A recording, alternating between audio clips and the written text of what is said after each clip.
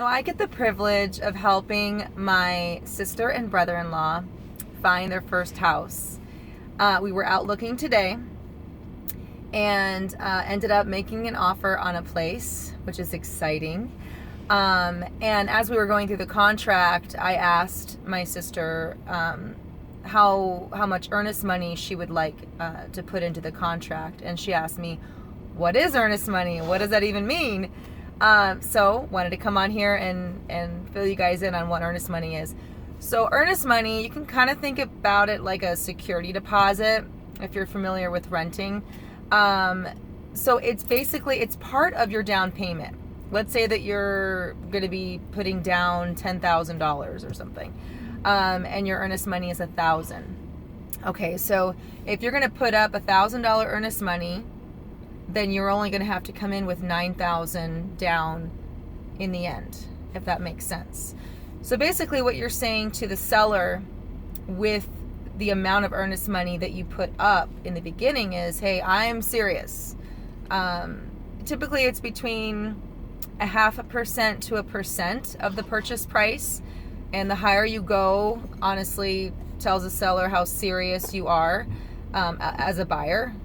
In this market, sometimes you have to go a little higher with the earnest money because there's multiple offers coming in, and if they're all the same, but yours has $5,000 extra in earnest money, they probably would go with yours. Anyway, so hopefully I explained that correctly, but regarding earnest money, people are always asking, well, how do I get it back if I decide I don't like the house? Well, you guys have at least a 10-day inspection period where you get a professional home inspector over to thoroughly go through the house.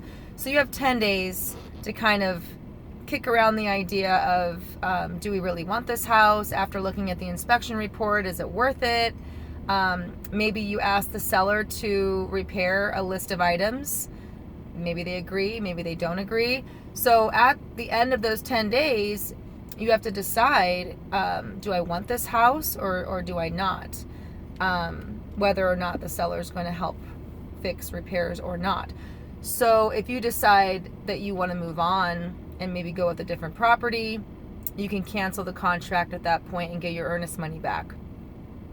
If you decide to go through the property, okay, now the inspection period is over. Your earnest money is now hard and non-refundable, unless there's a couple other ways you can get it back after the inspection period is already passed. One is if the appraisal happens to come in $1 less than the purchase price, you can get your earnest money back. You can cancel at that point if you want. If, let's say you don't qualify for the loan by no doing of your own, meaning if your husband or spouse or whoever lost their job, obviously you wouldn't have income, so you wouldn't qualify for the loan. You would get your earnest money back.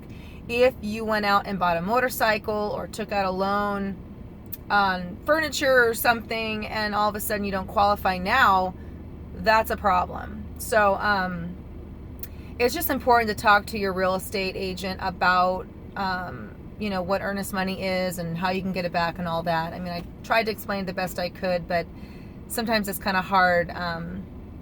It's hard to explain it exactly when you're not face to face. So if you guys have any further questions about earnest money at all or anything else, you know how to get a hold of me. So I hope this was helpful.